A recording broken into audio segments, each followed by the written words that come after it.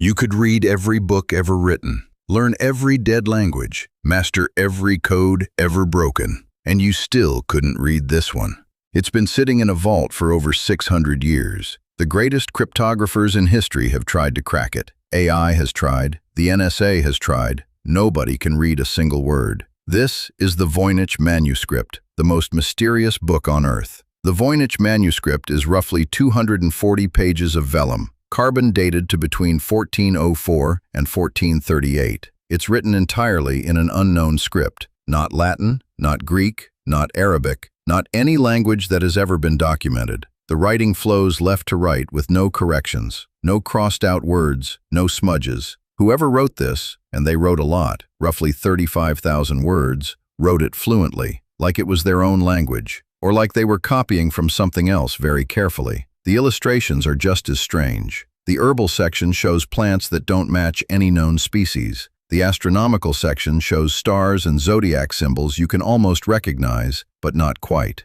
And then there's the section that baffles everyone. Pages of tiny naked women bathing in green liquid, connected by elaborate networks of tubes, like some kind of medieval plumbing diagram. Nobody knows what this is. The manuscript surfaces in the historical record around the early 15th century. Based on the carbon dating, it was created somewhere in Europe, most likely northern Italy. For decades, it may have sat in a castle library, passed between collectors who couldn't read it either. In the late 16th century, it ended up in the hands of the Holy Roman Emperor Rudolph II, a man obsessed with the occult, alchemy, and the arcane. He paid 600 gold ducats for it. That's roughly the price of a house at the time. He believed, or at least hoped, that it had been written by Roger Bacon, a 13th century English friar known for his work on experimental science. It almost certainly wasn't. The carbon dating puts it at least a century after Bacon's death. From Rudolph's court, the manuscript passed through several hands: Jakub Horszczycki, Georg Baresch, and eventually the Jesuit order, who stored it in their villa at Frascati outside Rome. And there it sat, for centuries,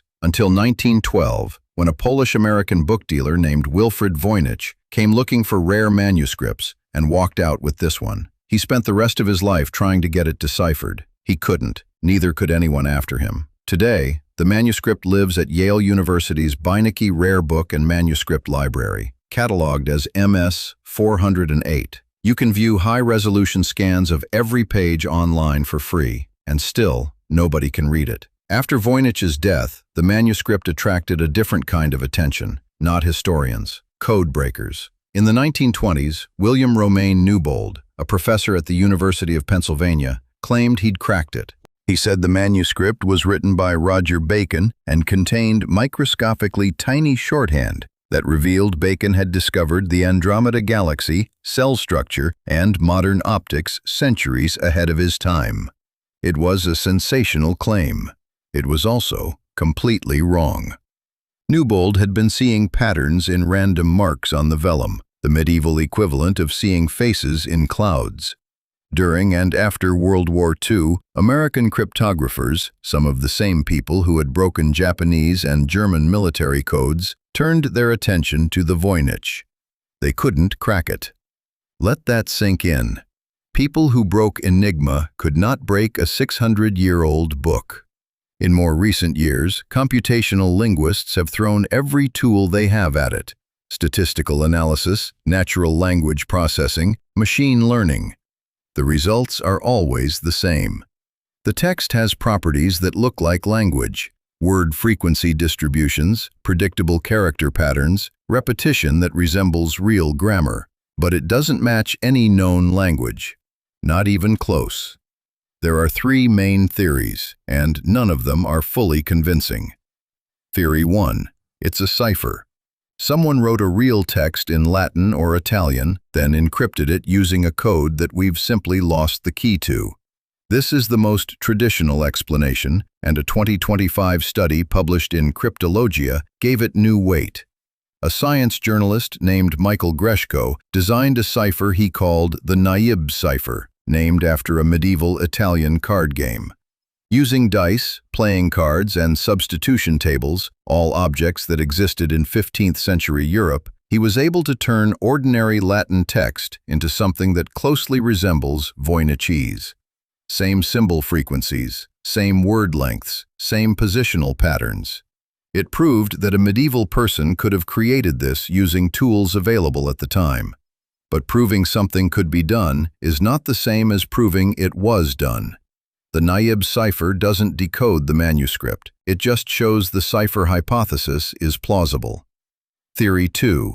It's a constructed language. Someone in the 15th century invented an entirely new language and wrote a book in it. This would explain why the text looks linguistic but matches nothing on record. But constructed languages, conlangs, tend to follow patterns from their creator's native tongue, and the Voynich script has extremely low character entropy, meaning its patterns are too regular, too constrained, to look like any known natural or constructed language. The Reddit community around Voynich research is particularly convinced by this entropy argument. Several computational linguists have independently concluded that the character-level patterns are so repetitive that a naturalistic language is pretty solidly out of the picture. Theory 3. It's a hoax. Someone in the medieval period created a book that looks like it contains information, but actually contains nothing. An elaborate piece of art. A scam. Maybe someone trying to sell it to a wealthy collector like Rudolph II for 600 gold ducats. This would explain why nothing in it makes sense. But it doesn't explain the consistency. The text follows rules. Hoaxes don't usually have that level of internal structure, unless the hoaxer was a genius. In 2020, a team of computer scientists at the University of Alberta fed the entire manuscript into a machine learning algorithm trained to identify the underlying language of encrypted texts. The algorithm's best guess? Hebrew, with 97% confidence. But when researchers tried to apply Hebrew to the text using standard medieval decryption methods, the results were gibberish. The algorithm was confident. It was also wrong. Or at least, its answer didn't lead anywhere useful. Other AI approaches have produced similarly tantalizing dead ends. Neural networks trained on the manuscript's illustrations have suggested that some of the impossible plants might actually be stylized representations of real species, but stylized so heavily that identification remains speculative at best. The fundamental problem is this: AI is excellent at finding patterns. But the Voynich manuscript is a pattern that doesn't lead to meaning, or at least, not to meaning we can extract. Yet. Here's what I find genuinely fascinating about the Voynich manuscript. It's not the code. It's not the weird plants or the bathing women. It's what the manuscript says about us. We are a species that has decoded the human genome. We have mapped the cosmic microwave background. We can read Sumerian cuneiform and Egyptian hieroglyphics, languages dead for thousands of years that we had to teach ourselves from scratch. And yet a book made of animal skin, written by a person who breathed the same air as Leonardo da Vinci, sits in a climate-controlled room in Connecticut and refuses to yield. It's humbling. And it's also a reminder that for all our knowledge, there are still gaps. There are still things that were understood by people we'll never know, in ways we can't reconstruct. The Voynich manuscript might be a cipher. It might be a language. It might be a hoax. It might be something we haven't even thought of yet. And until someone cracks it, if anyone ever does, it remains exactly what it has been for 600 years, a question without an answer. The Voynich manuscript is not the only unsolved mystery in history, but it might be the most elegant one, a single object that has defeated every attempt at understanding, a book that has outlasted every person who has tried to read it.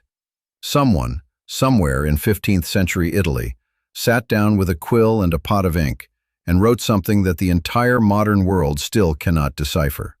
Whether that person was a genius, a fraud, or something in between, they created something that has survived empires.